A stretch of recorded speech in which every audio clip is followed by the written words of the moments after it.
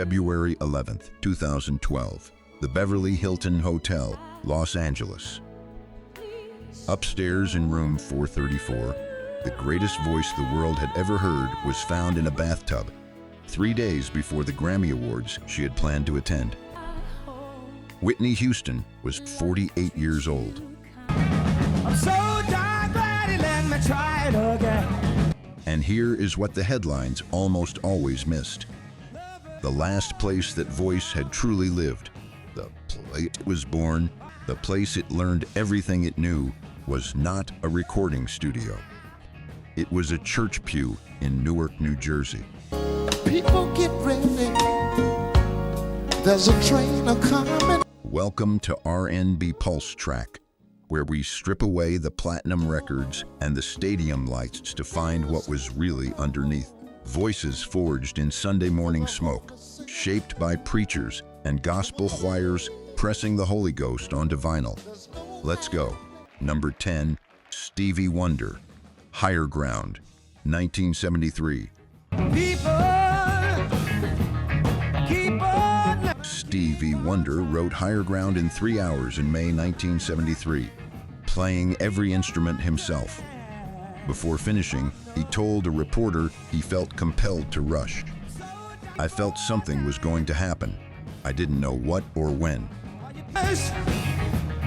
Keep on loving.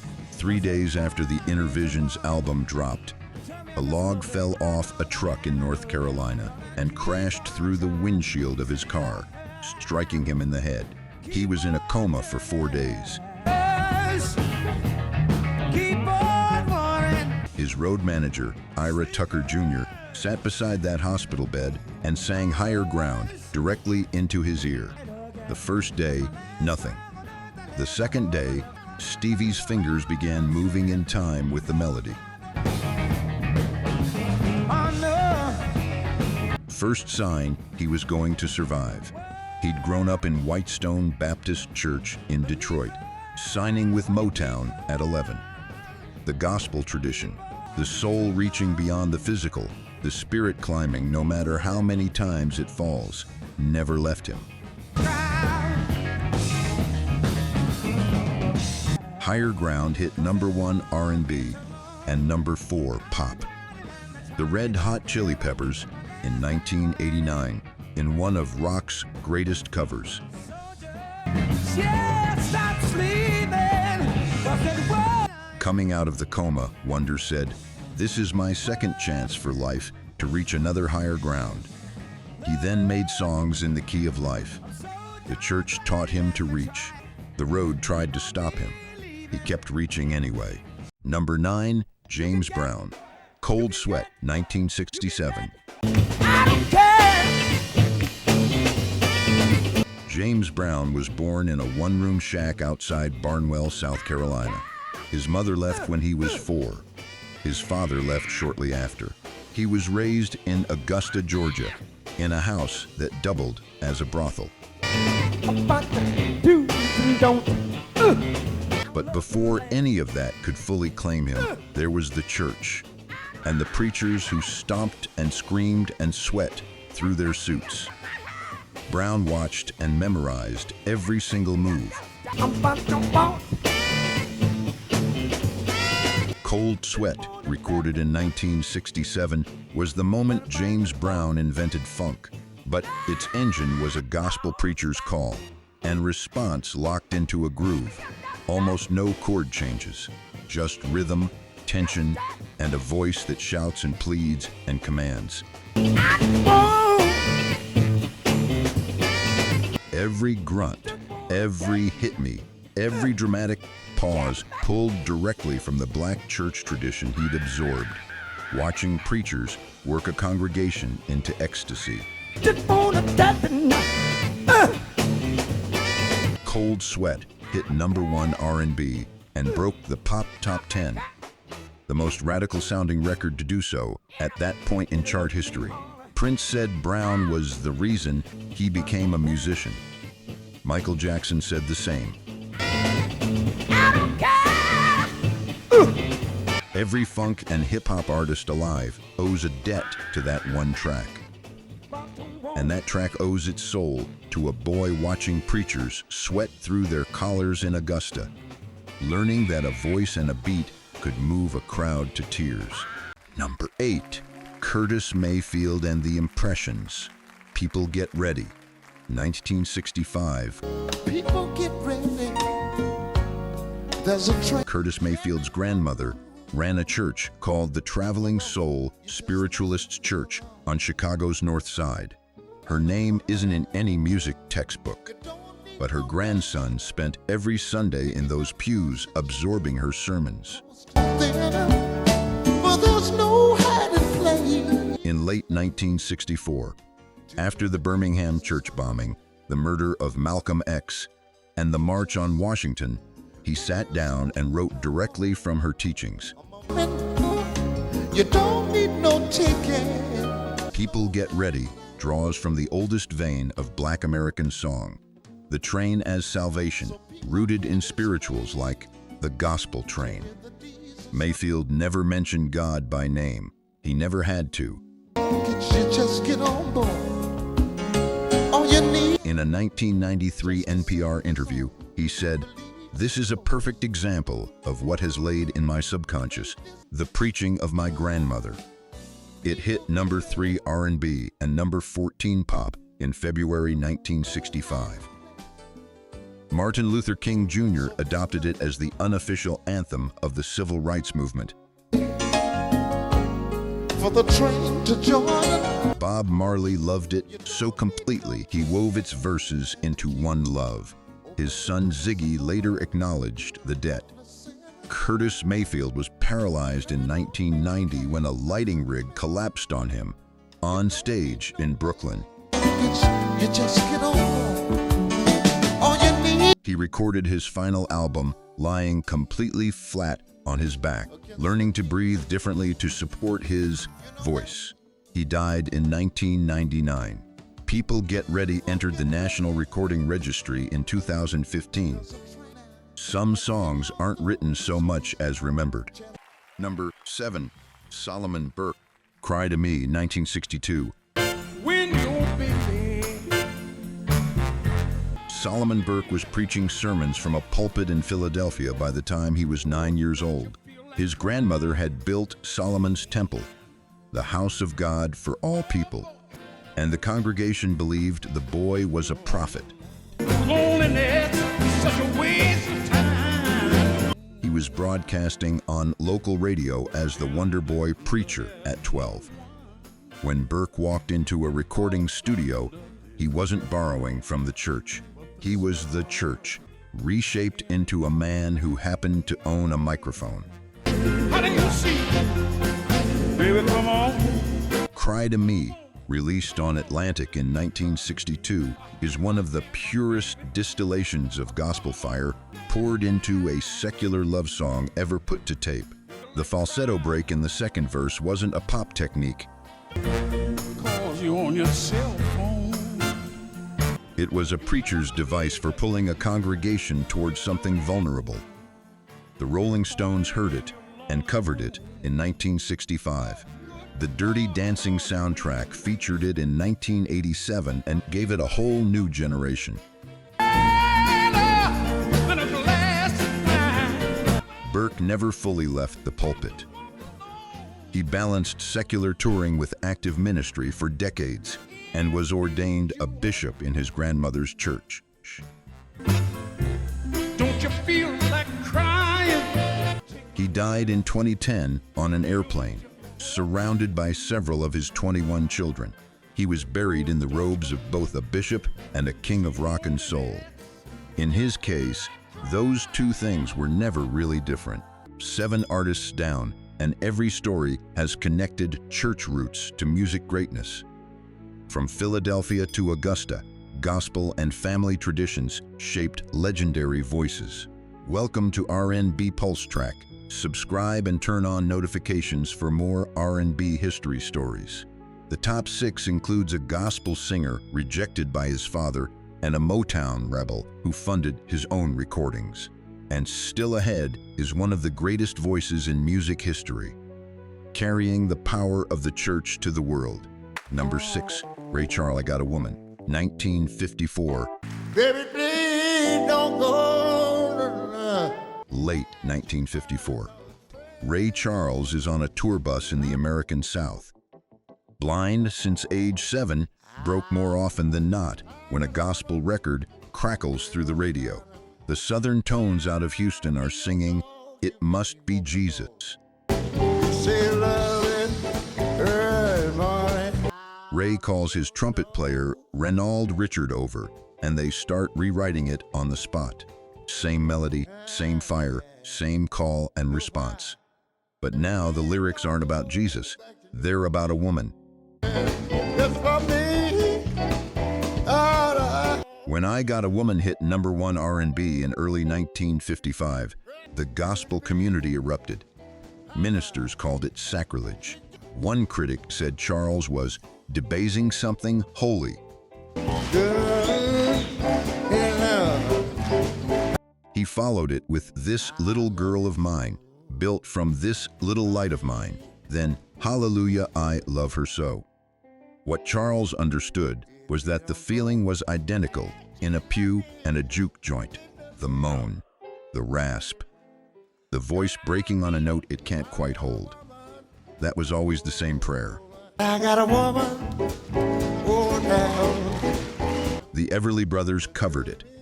Elvis recorded it. The Beatles covered it. Ray Charles died in June 2004, hours after completing his final album, a set of duets with artists who owed him everything. Good to me. Hello. Kanye West sampled it for Gold Digger in 2005 and hit #1 all over again. Ray Charles built the entire architecture of soul music on those church foundations. Every singer on this countdown learned from what he did. Number 5, Smokey Robinson and the Miracles. The Tracks of My Tears, 1965. People say I'm the life of the party. Smokey Robinson grew up in Detroit, the same city that produced Motown, Aretha Franklin, and the Stevie Wonder you heard earlier on this countdown. Like most black children in Detroit in the 1950s, his earliest musical memory wasn't a pop record. It was a choir. Look at my face. You see The call and response, the layered harmonies, the lead voice that cracks at the moment of maximum feeling while the background voices hold the congregation steady underneath. The Tracks of My Tears, released June 1965, is built on exactly that structure. Robinson sings lead while the Miracles hover beneath him like a gospel backdrop, answering, affirming, holding. out and hearted, deep inside. The song's central idea, a man crying on the inside while his face shows a smile, is a gospel metaphor as much as a love story. Robinson later said the song came from watching people in church who looked joyful on the surface, but were carrying something he could feel from across the room. A girl seeming like I'm having fun. Berry Gordy almost didn't release it, thought it too slow for pop radio. Robinson pushed. Linda Ronstadt covered it in 1975. It made Rolling Stone's 500 greatest songs of all time. All the tracks of my tears. In 1999, the Library of Congress added it to the National Recording Registry, one of the first Motown records to receive that honor. What made it endure is what makes great gospel endure. It tells the truth about suffering without letting suffering win. Number 4, Al Green, Let's Stay Together, 1971. So in love with you. Al Green was a sharecropper son from Dansby, Arkansas. His family moved to Grand Rapids, Michigan, and the whole family sang gospel together as the Green Brothers. Church circuit, Sunday after Sunday. Then a teenage Al was caught listening to a Jackie Wilson record. Make me feel so. His deeply religious father threw him out of the house that same night. a gospel singer cast out for listening to pop music, who would spend the rest of his life trying to bring those two worlds back together.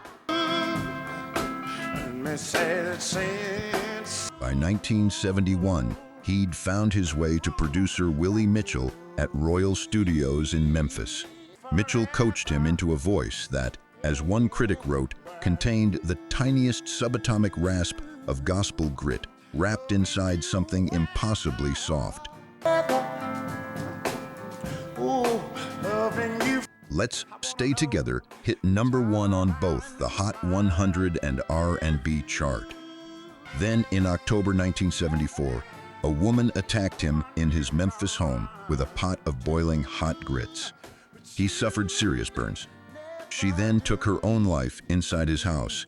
When Green came out the other side, he bought a church and became its ordained pastor. Let's Stay Together outlived all of it. Tina Turner covered it in 1983, and it launched her comeback. The Library of Congress added it to the National Recording Registry in 2010. Barack Obama slow danced to it at a 2012 fundraiser. The boy thrown out of his father's house for listening to Jackie Wilson ended up a Rock and Roll Hall of Famer and a reverend with a congregation. His father's God and Jackie Wilson's music eventually made peace. #3, the Commodores featuring Lionel Richie, Jesus is Love, 1980. In 1980, someone at Lionel Richie's label told him recording a song called Jesus is Love would ruin his career. He, at the peak of his commercial power with the Commodores, and he wanted to put a gospel choir on a reverent ballad about Jesus Christ and release it to secular radio. These are all the songs they told me would ruin my career, Richie said at the 2014 BET Awards, where gospel singer Yolanda Adams performed it to a standing ovation that stopped the room. In the hearts. Richie had grown up in Tuskegee, Alabama, where faith wasn't a Sunday costume, but a year-round reality. He wrote Jesus is Love for the Commodore's Heroes album, bringing in producer James Anthony Carmichael and a full gospel choir. Oh, yes, he won't let you die. The first verse is a straight-up prayer. Father, help your children and don't let them fall by the side of the road. He later reflected, we are in need of prayer. We are in need of power. Every generation, we do the same thing, and here we are again. He won't let you die.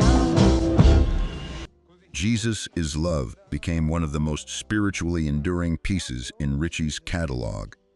Not his biggest chart hit, but the one preachers still use from the pulpit. Gospel singers perform it at funerals. When Yolanda Adams covered it at the BET Awards, social media called it bringing the Holy Ghost into the ceremony. The man they said would kill his career by singing about Jesus proved that soul is a feeling, not a category. #2, Anita Baker, Sweet Love, Rapture, 1986.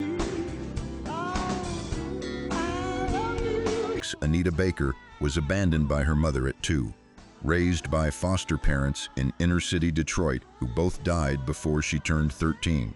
Her foster sister raised her after that.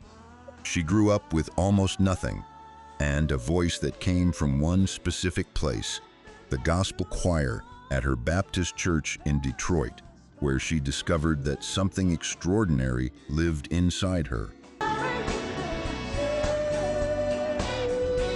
She idolized Mahalia Jackson before she ever heard Sarah Vaughan. Those two worlds, sacred and jazz, fused in ways she never calculated but always felt. When Arista dropped her in 1979, telling her bluntly she lacked star potential, She went back to Detroit and took a job as a receptionist at a law firm. Done with music. Then a former colleague reached out, and she recorded the songstress in 1983. The R&B community noticed the gospel-drenched No More Tears critics compared it directly to Mahalia Jackson, and word spread. Elektra signed her in 1985. She and Michael J. Powell went into the studio and emerged with Rapture. Sweet Love peaked at number 8 on the Hot 100. Caught Up in the Rapture defined an era. Rapture sold over 8 million copies worldwide and won the Grammy for Best R&B Vocal Performance. The following year, she won the Grammy for Best Soul Gospel Performance for her collaboration with the Winans, the foster child who had nothing, the girl who sang in a Baptist choir because it was the one place she felt held. Every note she ever recorded sounds like a quiet Sunday morning pressed onto vinyl. Number 1, Whitney Houston, I Will Always Love You, 1992. Before the platinum records, before The Bodyguard, before 7 consecutive #1 singles, Whitney Houston was a little girl standing at the front of the junior gospel choir at New Hope Baptist Church in Newark, New Jersey. Her first solo was a hymn called Guide Me, O Thou Great Jehovah. She was 11 years old. Her mother, Sissy, was a Grammy-winning gospel singer. Her cousin was Dionne Warwick. Her godmother was Aretha Franklin. Whitney didn't grow up around gospel. She grew up inside the genetic code of it. That is all. Clive Davis signed her in 1983, knowing what made her different wasn't just technique, it was the church. I Will Always Love You was a quiet, Dolly Parton country song from 1973. When Kevin Costner suggested it for The Bodyguard, the original plan included a rap verse. You dreamed of. Whitney vetoed it immediately. She and producer David Foster opened with her voice completely alone. No instruments, just Whitney. What you hear in that a cappella introduction is exactly what you would have heard at New Hope Baptist 3 decades earlier. The song held #1 on the Hot 100 for 14 consecutive weeks. The Bodyguard soundtrack sold over 45 million copies, the best-selling movie soundtrack of all time. I Will Always Love You became the best-selling single by a female artist in history. On February 11, 2012, she was found at the Beverly Hilton Hotel. Her memorial service was held at New Hope Baptist Church in Newark, the same pews where she had first sung, Guide Me, O Thou Great Jehovah. At the end, they brought her home to the church. They always come home to the church.